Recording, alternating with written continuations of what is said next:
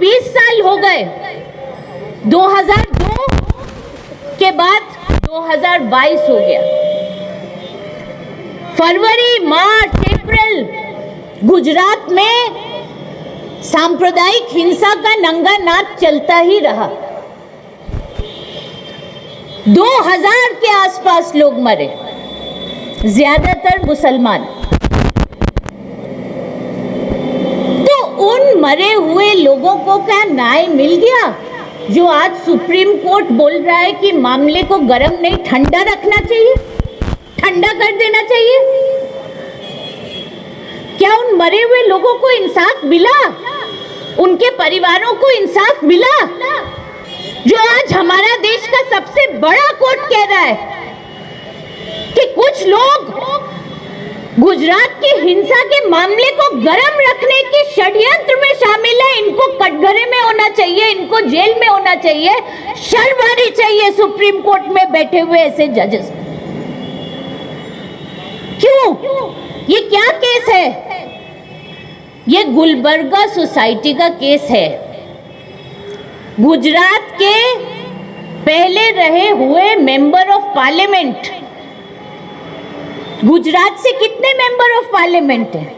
उंगली पे गिन ले इतने, बहुत बड़ा राज्य नहीं है।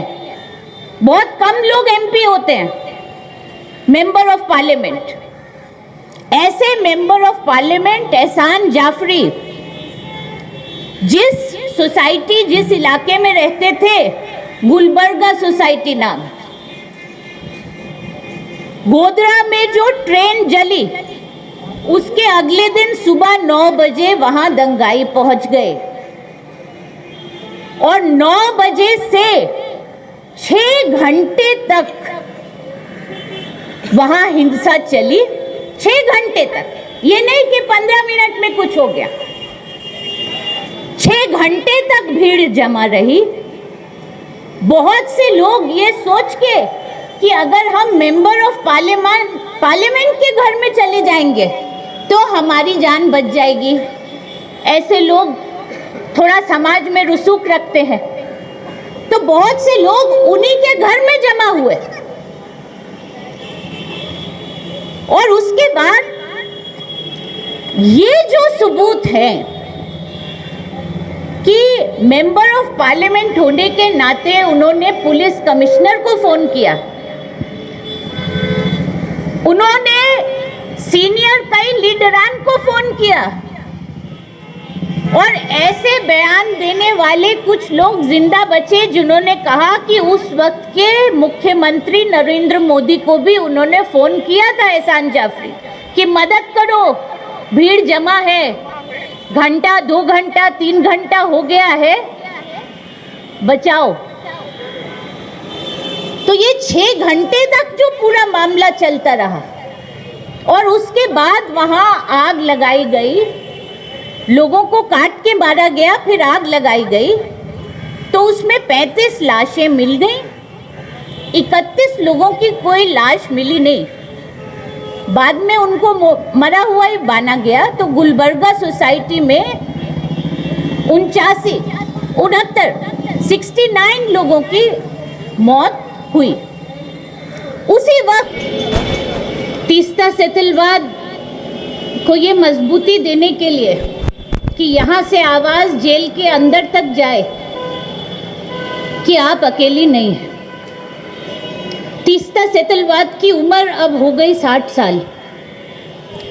दूसरे एक बहुत सीनियर आईपीएस ऑफिसर जिनकी उम्र 75 साल है, उनको भी गुजरात की एटीएस ने, क्राइम ब्रांच ने गिरफ्तार किया। और तीसरे एक आईपीएस ऑफिसर, उनका नाम संजीव भट्ट है, जो पहले से ही जेल में हैं गुजरात में। तो ये 3 लोगों के बारे में हमारे देश के जो होम मिनिस्टर हैं अमित शाह जी, उन्होंने सुबह सुबह एक टीवी चैनल को बताया कि भाई इन 3 के बारे में सुप्रीम कोर्ट ने कुछ कहा है और ये लोग ठीक नहीं हैं। सुप्रीम कोर्ट कह रहा है कि ये कॉन्स्पिरेसी में शामिल है, यानी एक षड्यंत्र में शामिल है।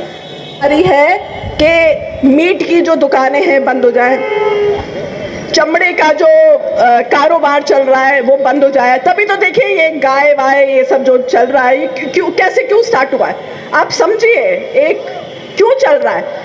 ये लोग जो हैं काउ कैटल ट्रेडिंग, काउ ये स्नैचिंग, काउ स्मगलिंग, ये सब क्यों स्टार्ट हो गया? क्योंकि उनको पता है कि बहुत जो मुस्लिम कम्युनिटी के लोग हैं वो लोग कारोबार करते हैं, लेदर में ट्रेडिंग करते हैं, तो उनका जो साजिश है कि लेदर की पूरी जो बिजनेस है ठप हो जाए। और वो चाह रहे हैं जितने जो वेंडर्स हैं, फ्रूट वेंडर्स हैं, वेजिटेबल वेंडर्स हैं, छोटी छोटी दुकानें हैं, सबको बंद करें और जो है अपने आप ही जेनोसाइड हो जाए, कि लोगों के दिलों में जहर भरा जाए। और जो चल रहा है लव जिहाद और ये वो हिंदू मुस्लिम में जो एकता, अमन, चैन का जो रिश्ता था उसको भी तरीके से इस जो तानाशाही पूरे देश में जो फैली हुई है उसके आवाज उठाइए। हम लोग नहीं डरते, हम लोग सालों से लड़ते चले आए। आप लोग भी अपने अपने तरीके से अपना कलम उठाइए, डरिए मत। क्योंकि आज जो है राणा अयूब को डराया जा रहा है, आज तीस्ता सेतलवाद को जेल में डाला जा रहा है। 2 साल जाया हो गए, आप सोचिए एक नौजवान के लेकिन तब भी उमर खालिद ने अपनी आवाज जो है उसको और बुलंद करते चले गए, वो करते चले गए। बस मैं चंद I think we are running short of time Manzar भाई, तो फिर मैं ये बोलना चाह रही हूँ कि आप लोग डरिए मत। जो आपको प्लेटफॉर्म मिले, सोशल, पॉलिटिकल, लिटरेरी या सांस्कृतिक, जो आपको सामाजिक जो प्लेटफॉर्म मिले, या अगर आपको कोई असाइनमेंट मिले या मौका मिले, आप उस प्लेटफॉर्म को मत छोड़िए। आप बाकायदा अपनी आवाज़ को कायम रखिए, अपनी आवाज़ को और बुलंद करिए। और ये जो है इंटरनेशनल पूरी फ्रेटर्निटी, यूनाइटेड नेशंस तक ये बात चली गई है। अभी मैं ट्विटर पे आज पढ़ी थी, यूनाइटेड नेशंस के एक बहुत सीनियर एक लेडी ने इस बात का नोटिस किया है कि यहाँ पे जो मुल्क में क्या हालात हैं, क्या चल रहा है। Let me tell you, India is on genocide list. Genocide का मतलब पता है आपको? जैसे जब एक न्यूरमबर्ग लॉ पास हो रहा था, जब ये सेकेंड वर्ल्ड वॉर चल रही थी 1939 में, तो उस टाइम ये जितने भी यहूदी जो कौम है उन लोगों को टारगेट किया जा रहा था। पहले तो क्या करते हैं ये लोग, जॉब से हटा देते हैं, बोलते हैं आईएएस में भर्ती नहीं करेंगे, मेडिकल कॉलेजेस से बेदखल करेंगे और बुलडोज़र चलाएंगे। छोटे छोटे कारोबार, छोटी छोटी दुकानें हैं, बुलडोज़र चला के बोलेंगे इल्लीगल है। अरे किसने बताया आपको इल्लीगल है? अगर इल्लीगल है आप जाइए सैनिक फार्म, इतने बड़े पॉश कॉलोनी पे तो आपकी जरूरत नहीं है कि उस पे आप बुलडोज़र चलाएं। गरीबों, जो एकदम मायूस गरीब जो इंसान है, उसकी दुकान पे आप बुलडोज़र चला रहे हैं। समझिए क्या साजिश चल रही है हिंदुस्तान में। उसकी रोजगारी को रोक रहे हैं, उसके बच्चे की पढ़ाई पे आप जो है टोक लगा रहे हैं, उनके घरों से आप छत उखाड़ रहे हैं और बद से बदतर जो है हालात बद से बदतर हुए चले जा रहे हैं। और हम लोग जो है तमाशा देखेंगे क्या? हम लोग ये सब तमाशा नहीं देखेंगे और हम लोग ये होने नहीं देंगे। क्योंकि जब जब तानाशाही सरकार आई है, यहाँ पे भारत के लोगों ने ये प्रूफ कर दिया है कि सड़क पर आंदोलन किया जाता है तब पलटीबाजी कैसे की जाती है। हमने देखा ये किसान आंदोलन में, देखिए ये पूरा विश्व का सबसे बड़ा आंदोलन था, फार्मर्स प्रोटेस्ट। बाहर निकल के हमारे कृषक भाई बहन और किसान भाई बहन लड़े, 2 साल से ज़्यादा लड़े। पूरा इंटरनेशनल मीडिया में ये पूरा प्रोटेस्ट कवर किया गया और लोगों ने बोला, भाई हंस रही थी पूरी दुनिया के क्या हो रहा है, यहाँ पे किसानों के हक छीने जा रहे हैं। अभी मंसर भाई ने बताया एनआरसी सीए के दौरान हम लोग सड़क पर आ गए। दिल्ली में भी हम लोग जा जाके, मैंने भी बहुत प्रोटेस्ट मार्च किए, आप बहुत प्रोटेस्ट मीट्स में लिए। बहुत डर नहीं लगा मुझे कि भैया पकड़ लेंगे, क्या करेंगे, क्योंकि पूरी तादाद से लोग वहाँ पे मार्च कर रहे थे, प्रोटेस्ट कर रहे थे अपने हक के लिए। तो अमित शाह जी क्या कह रहे हैं, अभी तो भैया कोरोना जा रहा है, अभी हम लोग फिर से एनआरसी सीए को लागू करेंगे। ये हम जो है काले कानून पास करने की हम लोग जो साजिश है उसको रोकेंगे। फार्म लॉज देखिए कैसे इन लोगों ने रिवोक किया गया। कश्मीर में 370 लागू हुआ, अब ये लोग जो है बैक कर रहे हैं ये सब जो लॉज पास किए गए without taking the consent of the public, without taking the consent of the electorate. ये जो काले काले जो कानून पास किए जा रहे हैं बिना इजाज़त के, वो सब उन पे मुंह पे तमाचा मिल रहा है सबको कि क्या हो रहा है। तो आप लोगों से दरख्वास्त है, आप लोग जो है हिम्मत मत हारिए।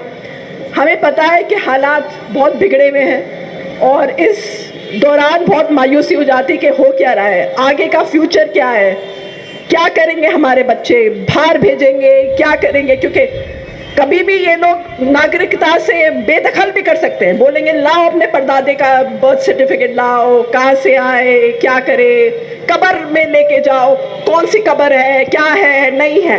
तो सोचिए कितनी घिनौनी उनकी सोच है।